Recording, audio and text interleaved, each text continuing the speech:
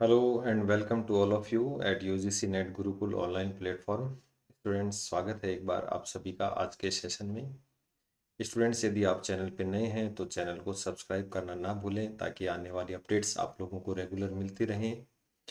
यदि आप UGC net दिसंबर 2025 की तैयारी कर रहे हैं, हमारा ऑफिशियल ऐप JRF अड्डा आप लोग डाउनलोड कर लीजिए। वहाँ पेपर फर्स्ट और पेपर सेकंड के लिए आप लोगों के कोर्स अवेलेबल हैं, जिसमें आप लोगों के लिए ऑनलाइन और रिकॉर्डेड वीडियो हैं, प्लस PYQ हैं, और आप लोगों के लिए मॉक टेस्ट का यहाँ पर डेली एक मॉक टेस्ट आप दे सकते हैं।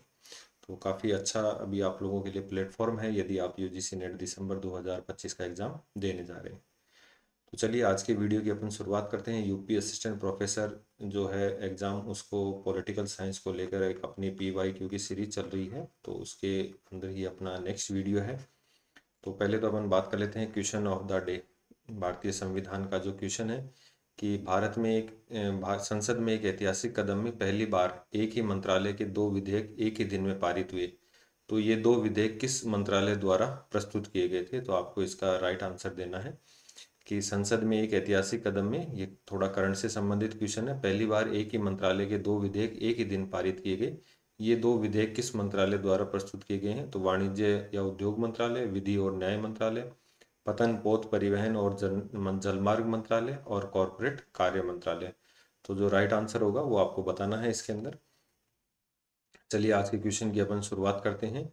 और पहला जो क्वेश्चन है, लोक के मत में जिस उद्देश्य के निर्मित राज्य रचा गया था, तो according to law the end for which the state was created. तो जो राज्य का जो निर्माण हुआ था वो किसके लिए हुआ था? तो इसका जो ऑप्शन दिया है पहला, गुड फॉर कम्युनिटी, समुदाय की भलाई के लिए, शासक वर्ग के हितों की रक्षा के लिए, अपने सदस्यों को मूल अधिकारों के लिए, और इंग्लैंड में राजतंत्र के वंशानुगत अधिकारों की रक्षा के लिए। तो लोक जो थे, ये आपको मैं बता दूं कि व्यक्तिवादी विचारक थे। लोक के जो है वो व्यक्तिवादी विचारक थे, और उन्होंने कहा था कि व्यक्ति को प्राकृतिक अवस्था में तीन अधिकार हैं, लाइफ, लिबर्टी और प्रॉपर्टी। तो राज्य का जो निर्माण हुआ है वो लोगों की भलाई के लिए हुआ है। तो इसका जो राइट आंसर ए हो जाएगा कि लोक के अनुसार जो राज्य का निर्माण हुआ है वो राज्य की भलाई के लिए हुआ है। नेक्स्ट क्वेश्चन, भारत में जो है लेखांकन को लेखा परीक्षण से कब अलग किया गया? तो अकाउंटिंग है उसको ऑडिट से कब किया गया? तो ध्यान रखिए, भारतीय संविधान का जो भाग 5 है उसका आर्टिकल 148 से 151 तक इसका उल्लेख किया गया है। भारत का जो नियंत्रक और महालेखा परीक्षक, भारत का नियंत्रक महालेखा परीक्षक, जिसको अपन CAG कैग के नाम से भी जानते हैं, कंट्रोलर एंड ऑडिटर जनरल। तो जो भारत का जो लेखांकन जो था वो 1976 में, ध्यान रखना, उसको लेखा परीक्षण से अलग कर दिया। ठीक है। और भारतीय संविधान का 151 जो आर्टिकल है ये प्रावधान करता है कि जो केंद्र और राज्य के जितने भी जो खर्चे हुए हैं उनका ये ऑडिट कर सकता है। तो ध्यान रखना, इसका जो राइट आंसर हो जाएगा वो 1976 हो जाएगा। नेक्स्ट क्वेश्चन की बात करें, when A comprehensive economic cooperation agreement between ASEAN and China, ASEAN और चीन के मध्य एक समग्र आर्थिक सहयोग समझौता कब हुआ था? तो देखिए, अगर आसियान की बात करें अपन, एसोसिएशन ऑफ साउथ ईस्ट एशियाई नेशन, तो दक्षिण पूर्वी, ये आप लोग ध्यान रखना कि यहाँ पर दक्षिण पूर्वी एशियाई राष्ट्रों का जो समूह है उसको आसियान कहा गया। और इसमें जैसे 10 सदस्य हैं, और 10 सदस्यों ने क्या किया कि यहाँ पर अपनी एक जैसी, जो यूरोपीय देश हैं उनके तर्ज पर एक जैसी मुद्रा, एक जैसी विदेश नीति का पालन करने का इन्होंने प्रयास किया है। और विश्व की तेजी से उभरती हुई अर्थव्यवस्थाओं में से एक आसियान संगठन है, और सार्क की तुलना में काफ़ी सफल हुआ है ये संगठन। अगर हम इसके राइट आंसर की बात करें, आसियान और चीन के बीच में जो समझौता हुआ था वो 2002 में हुआ था। और आसियान के जो 10 सदस्य हैं उसमें 5 तो प्रारंभिक संस्थापक हैं और 5 बाद में जुड़े हैं। तो इसकी टीम IPS, इसके जो शॉर्ट ट्रिक है, 5 सदस्य, थाईलैंड, मलेशिया, इंडोनेशिया, फिलीपींस और सिंगापुर। तो ये 5 सदस्य क्या हैं, इसके जो है संस्थापक हैं। फिर ब्रुनई, वियतनाम और ये सब बाद में इसमें शामिल होते गए। नेक्स्ट अपन बात करें, किसने हीगल की राज्य पूजा की योगदान एवं अधिनायकवाद के विकास के लिए निंदा की है? तो टोटलिटेरिज्म की जो है वो निंदा किसके द्वारा की गई है? और तो इसमें अपन अगर बात करें कि जो कार्ल प्रॉपर है, ठीक है, इनके द्वारा जो है वो इसकी निंदा की गई है।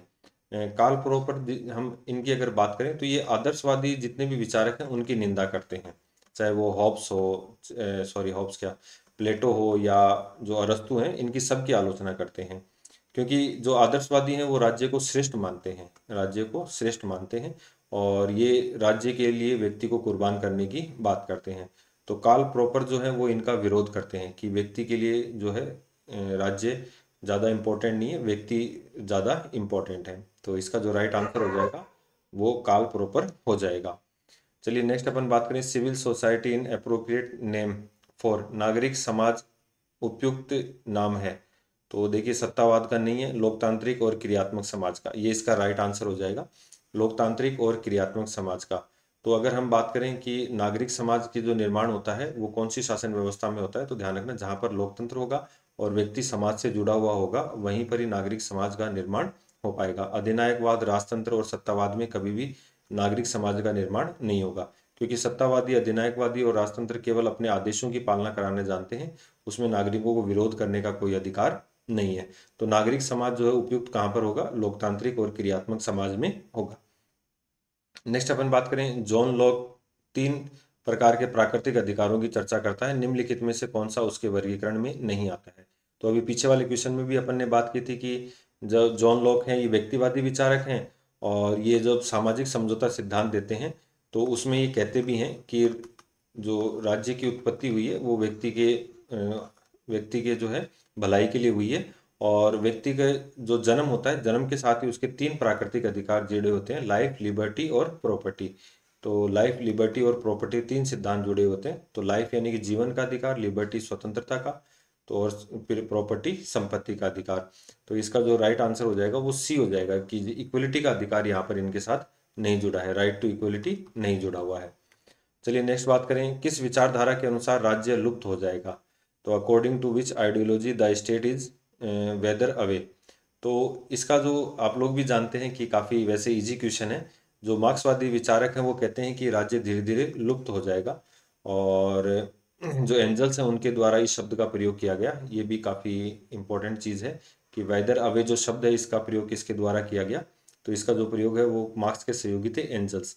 और इन्होंने कहा था कि भाई जो मार्क्स कहते हैं कि राज्य का जो निर्माण हुआ है वो पूंजीपतियों की रक्षा के लिए हुआ है, शोषक वर्ग जो है उसकी रक्षा के लिए हुआ है।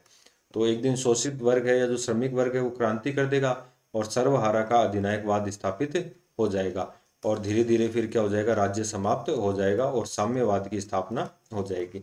हालांकि ये प्रक्रिया धीरे धीरे होगी, एकदम से नहीं होगी। तो मार्क्सवादी हैं जो राज्य का अंत चाहते हैं, ये आप ध्यान रखना इसमें।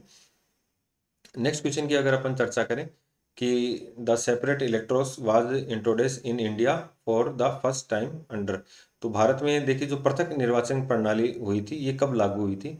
तो आप लोगों को देखो यहाँ पर 2 चीज़ें ध्यान रखनी है। एक तो 1905 में बंगाल का विभाजन हुआ था, अंग्रेजों ने फूट डालो और राज करो नीति के तहत बंगाल का विभाजन कर दिया था, पूर्वी बंगाल और पश्चिमी बंगाल। आज पूर्वी बंगाल को बांग्लादेश के नाम से जाना जाता है।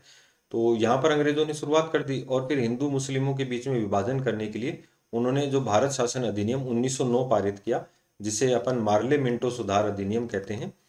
मार्ले मिंटो भारत के जो सचिव थे, वायसराय थे, इनके द्वारा जो है वो भारत शासन अधिनियम 1909 जो है वो पारित किया गया 1909, और इसमें मुस्लिमों को पृथक निर्वाचक देने की जो है वो सिफारिश की गई। तो ये ध्यान रखना कि 1909 में क्या हुआ था कि पृथक निर्वाचन को मान्यता दी गई थी। एक स्वप्नदर्शी समाजवादी का अर्थ होता है, तो ऐसा व्यक्ति जो यूटोपियन सोशलिस्ट, जो समाजवाद की कल्पना करता है केवल सपनों में, जैसे हर्बर्ट साइमन थे, मार्क्यूज थे, ठीक है, सेंट साइमन थे। तो ऐसे क्या है, ये स्वप्नदर्शी जो समाजवादी हैं ये क्या करते हैं, काल्पनिक समाजवादी अपन इनको कह सकते हैं कि समाजवाद ऐसा होगा जिन्होंने व्यवहार में लागू करने का कोई प्रयास नहीं किया। इसमें जो कार्ल मार्क्स का नाम आता है वो सबसे अधिक आता है। उन्होंने साम्यवाद की स्थापना की, और उसी के साथ साथ धीरे धीरे किसकी, समाजवाद की स्थापना हो जाएगी। तो जो सपनवादी हैं जिनके विचार व्यवहारिक हो, नहीं व्यवहारिक तो होते ही नहीं है, जो वर्ग संघर्ष में विश्वास करता हो, नहीं, जिनके विचार अव्यवहारिक हों, ठीक है, तो ये इसका राइट आंसर हो जाएगा। जिनके विचार अव्यवहारिक होते हैं उन्हें स्वप्नदर्शी अपन समाजवादी कहते हैं, स्वप्नदर्शी समाजवादी कहते हैं। तो इसका आप ध्यान रखना कि स्वप्नदर्शी समाजवादी कौन है। तो इसमें सेंट साइमन, चार्ल्स फूरियर, इनका नाम इंपॉर्टेंट है। आमंड व पावेल द्वारा संस्थात्मक प्रक्रियावाद का अनुप्रयोग निम्नलिखित में से किसका अनुप्रयोग था।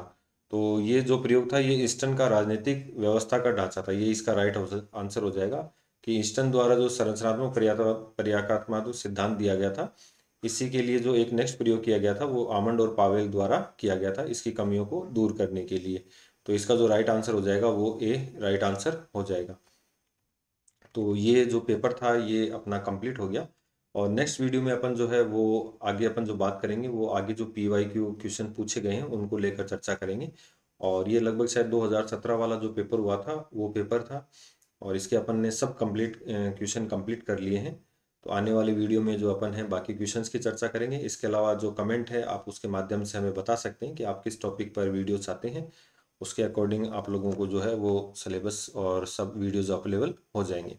तो आज की वीडियो में इतना ही। बने रहिए UGC नेट गुरुकुल के साथ। धन्यवाद।